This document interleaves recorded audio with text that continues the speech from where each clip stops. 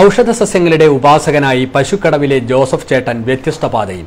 എല്ലാ മാറാരോഗങ്ങൾക്കുമുള്ള ഔഷധസസ്യങ്ങൾ വീട്ടുവളപ്പിൽ ഉൽപ്പാദിപ്പിച്ച് അത് സമൂഹത്തിന് സമർപ്പിക്കുകയാണ് ജോസഫ് ചേട്ടൻ. ഇത് പ്രത്യേക ഒരു വള്ളിയാണല്ലോ ചേട്ടാ. ഇത് ഒരു വള്ളിയല്ല, 4 വള്ളിയാണ്. എങ്ങനെ? ഇതിപ്പോ ഒരു 4 ചതുരമല്ലേ. ഇതിനകത്ത് തന്നെ വേറെ ഇതുണ്ട്. അതിന്റെ 3 ചതുരം. 1, 2, 3. ഇത് ചതുരമില്ല, ഉരുളൻ. ഇതെല്ലാം ഒരുപോലെ ഇരിക്കുന്ന ഇല. പിന്നെ വേറെ ഇതാ കത്തി പോലെ. ഇത് 4 മൂടാണ്, 4 സൈസാണ്. 4 സൈസ് എല്ലാം ഒറ്റ കുടുംബമാണ്. ഇലയെല്ലാം ഒരുപോലെ ഇരിക്കും. തണ്ടിനെ മാറ്റിയ വ്യത്യാസമുള്ളൂ. ഇതുകൊണ്ട് മാറാത്ത ഒരു രോഗമില്ല. ഏത് മാരകരോഗത്തിനുള്ള മരുന്ന് കഴിച്ചാലും ആ മരുന്നിൻ്റെ കൂടെ ഇത് ലേശം അരിഞ്ഞ് ചേർത്ത് കഴിഞ്ഞാൽ അതിന് ഗുണം ജാസ്തി. അത് കൂടുതൽ ശരീരത്തെ പിടിക്കും. ഏത് മഹാരോഗത്തിനും അത് പ്രത്യേകമായിട്ട് പറയുന്നുണ്ട്. പലതും പ്രത്യേകിച്ച് അപസ്മാരം, ക്യാൻസർ, മന്ദബുദ്ധി, ഇങ്ങനത്തെ രോഗങ്ങൾക്കാണ് അതിനുള്ള മരുന്ന് പാകപ്പെടുത്തുമ്പോൾ അത് ലേശം അല്പം മതി. അല്പം അതിനുള്ള കൂട്ടം. ഇപ്പം നമ്മൾ ഏത് മരുന്നിനുണ്ടെങ്കിൽ കുരുമുളക് ചേർത്താൽ അതിന് വീര്യം ജാസ്തിയാണ്. കേട്ടിട്ടുണ്ടോ? എന്ന് പറഞ്ഞ പോലെ ഇതേത് പിന്നെ പിടിക്കാത്ത വേരാണോ ഇലയാണോ എന്താ? ഇതിന്റെ തണ്ടാണ്. ഇത് മുറിച്ചെടുക്കാറില്ല. 3 സൈസില്ലേ? 3. അതെ. ഇത് 3 കള്ളിയാണ്.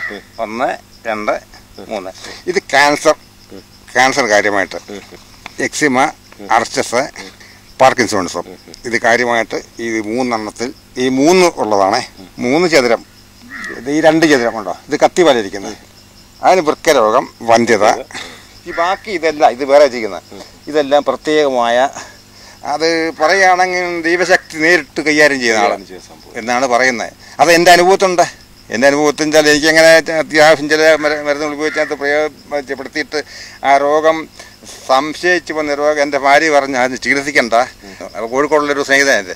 അപ്പോൾ അദ്ദേഹം ഒരു പഞ്ചായത്ത് ഹെൽത്ത് ഇൻസ്പെക്ടറായിരുന്നു. അതിപ്പം തിരുവനന്തപുരത്താണ്. അതൊക്കെ ഈ അരക്കിതായിട്ട് ചീഞ്ഞു പോയതാണ്. വിസർപ്പം കേട്ടിട്ടുണ്ടോ? വിസർപ്പം എന്ന രോഗമാണ്. വിസർപ്പം 14 വർഷം ചികിത്സിച്ചിട്ട് അയാൾ ഒരു രക്ഷയില്ല. ഇപ്പം തിരുവനന്തപുരത്ത് ഇവിടെ ശ്രീചിത്ര ഹോസ്പിറ്റലില്ലേ, അപ്പം അവിടെ പോയി ചോദിച്ചു. അവിടെ മകളെ അവിടെ കല്യാണം കഴിച്ചിട്ടുണ്ട്.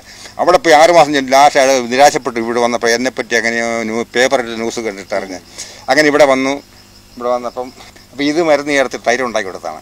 തൈലം ഉണ്ടാക്കിയതിൻ്റെ കൂടെ ഇത് ചേർത്തു. 15 ദിവസം കഴിഞ്ഞപ്പോൾ അയാൾ രോഗസുഖമായി. അപ്പം പിന്നെ കറുത്ത നിറമായി. അത് മാറാൻ വേണ്ടി വേറൊരു പ്രയോഗം. ഇതിൻ്റെ വേറെ സൈസ് ഉപയോഗിച്ച് അതിന് നിറം മാറാൻ വേണ്ടി വരുന്ന നിറം സാധാരണ ഒറിജിനൽ. അയാളിപ്പം തിരുവനന്തപുരത്തുള്ളേ, ഇപ്പോൾ അവിടെ ഇല്ല, കോഴിക്കോടില്ല.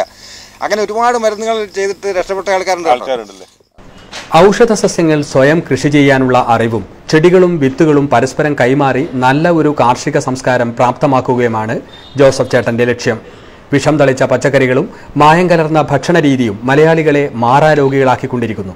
ഇതിൽ നിന്ന് രക്ഷപ്പെടാൻ ഓരോരുത്തരും സ്വന്തം വീടുകളിൽ ജൈവ പച്ചക്കറി കൃഷി ആരംഭിക്കേണ്ടതുണ്ട്. 20 വർഷമായി പച്ചക്കറികൾ വീട്ടിൽ തന്നെ ഉൽപ്പാദിപ്പിക്കുകയും സന്ദർശകർക്ക് നൽകുകയും ചെയ്യുന്ന ജോസഫ് ചേട്ടൻ മാറാരോഗങ്ങൾക്കുള്ള ഔഷധസസ്യങ്ങൾ സ്വന്തം വീട്ടുവളപ്പിൽ ഉൽപ്പാദിപ്പിക്കുകയാണ്. വ്യത്യസ്തങ്ങളായ അവാർഡുകൾ കരസ്ഥമാക്കിയ ഇദ്ദേഹം പാരമ്പര്യമായി കിട്ടിയ അറിവുകൾ കൂടാതെ ഭാരതത്തിലുടനീളം സന്ദർശിച്ചാണ് അപൂർവ ഔഷധ സസ്യങ്ങൾ പശുക്കടവ് എന്ന കൊച്ചു ഗ്രാമത്തിൽ എത്തിച്ചിരിക്കുന്നത്. ഇത്രയും അപൂർവ ഔഷധ സസ്യങ്ങൾ ഇന്ത്യയിൽ മറ്റെവിടെയും കാണില്ലെന്നാണ് ജോസഫ് ചേട്ടൻ അവകാശപ്പെടുന്നത്. എല്ലാവിധ മാറാരോഗങ്ങൾക്കുമുള്ള ഒറ്റമൂലികൾ നേരിട്ട് അനുഭവിച്ചറിയുമ്പോൾ സന്ദർശകർക്ക് വിസ്മയമായി മാറുകയാണ്.